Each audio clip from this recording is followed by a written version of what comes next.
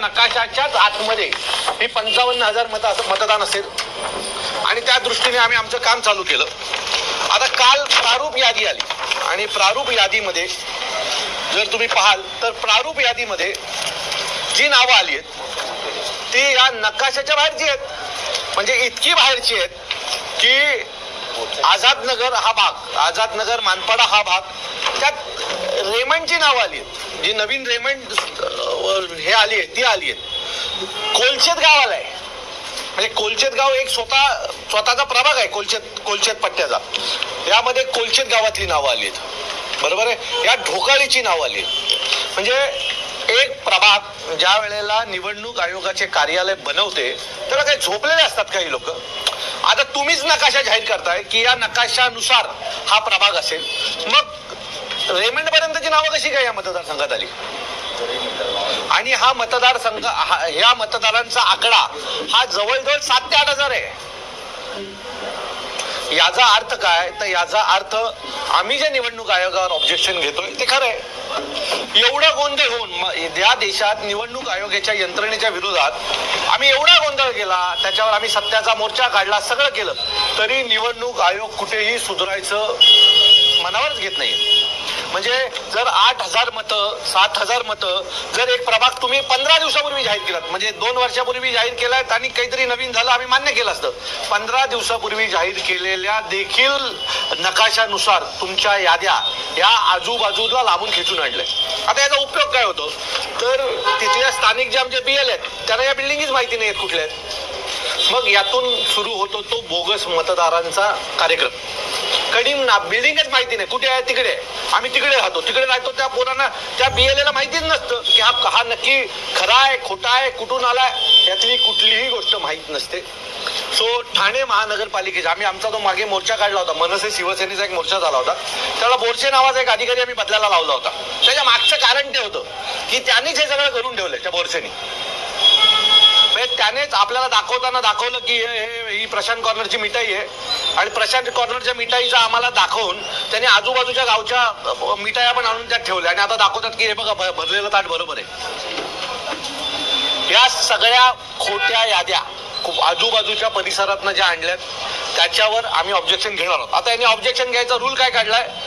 तर त्या मतदाराने ऑब्जेक्शन घ्यायचंय. बरोबर आहे. आता जर मतदाराने ऑब्जेक्शन घ्यायचं असेल तर तो मतदार कुठून त्यांचं नाव शोधणार? आता ज्या तुम्ही याद्या जाहीर केल्या ठाणे महानगरपालिकेच्या, आम्ही विकत आणलेल्या याद्यांमध्ये फोटो आहेत, पण त्यांचं जे ऑनलाईन याद्या आहेत त्याच्यावर फोटोच नाही आहेत. दुसरी गोष्ट, 16 जुलैचा जो GR आहे त्या GR नुसार निवडणूक आयोग, राज्य निवडणूक आयोग असं म्हणते की ज्या बॉर्डरवर इमारती आहेत तिथे स्वतः BLO बूथ लेवल ऑफिसर आणि तिथली निवडणूक यंत्रणा त्या जाईल त्या भागामध्ये. नक्की ती बिल्डिंग तुम्ही आखलेल्या बॉर्डरवर आहे का की बॉर्डरच्या पलीकडे, हे प्रत्यक्षात जाऊन त्याचं पाहणी करेल, त्याचा पंचनामा करेल आणि मगच ते मतदार तिकडे घुसवेल. ही यादी पाहिल्याच्या नंतर असा कुठलाही पंचनामा झालेला नाही किंवा कोणीही तिथे जाऊन त्या याद्या बनवल्यात असं त्या बनवल्या गेल्यात. त्यांना हवंय अशा प्रकारचे मतदार वेगवेगळ्या मतदारसंघात टाकले गेलेत किंवा त्यातून बाहेर काढण्यात आलेले असं काहीतरी झालं असावं. नाहीतर निवडणूक यंत्रणा ही पूर्णपणे विकलेली गेलेली आहे. जे आमचं मत आहे त्या मतावर आम्ही पुन्हा एकदा कायम आहोत. आता निवडणूक आयोगाच्या याद्यांवर आम्ही एवढं बोललो, बरोबर आहे. ही आजची यादी आत्ता घेऊन आलो काही वेळापूर्वी आम्ही, बरोबर आहे. आता RC मतदार क्रमांक RCT 93 93 41 389 हा मतदार कोण आहे माहिती आहे का तुम्हाला? तर कोणीच नाहीये, पण त्याला ऍड्रेस आहे. आता या याद्या बनवताना हे काय झोपले होते का? हा मतदार बघा,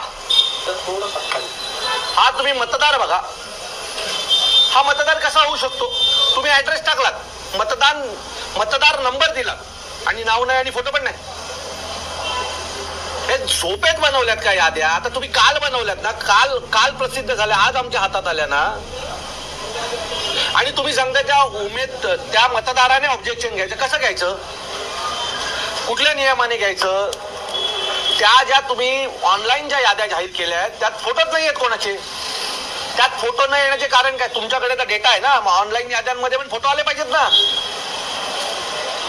नक्की अविनाश जाधव तोच आहे की दुसरा कोणी आहे? हे त्याला कसं कळेल जोपर्यंत त्याचा फोटो बघणार नाही तोपर्यंत. सो मला असं वाटतंय की निवडणूक आयोग प्रचंड मोठ्या प्रमाणात गोंधळ करते, जाणून बुजून करते. त्यांना काही फरक पडत नाहीये. त्यांना जे हवंय तेच त्यांना करायचंय आणि म्हणूनच निवडणूक आयोग हे लोकांची सराहना करते असं मला वाटतंय. चुकीच्या पद्धतीने निवडणूक आयोगाने पुन्हा याद्या बनवलेल्या आहेत. तुम्हाला माहिती आहे का ठाण्यात मतदार किती आहेत?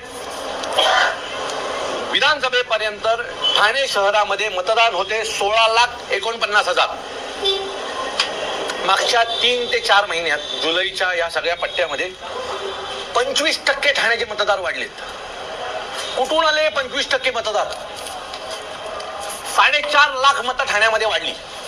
कोण आहे ते 4.5 लाख? कुठून जन्म झाला यांचा? कुठनं आले हे मतदार?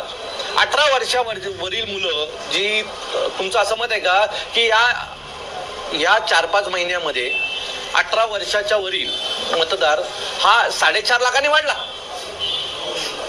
ही आली कुठनं नावं सगळी? 4.5 लाख एक्स्ट्रा नावं आली कुठनं ठाण्यामध्ये एका शहरामध्ये? ही आमच्या शहराची एवढी कॅपॅसिटीच नाहीये.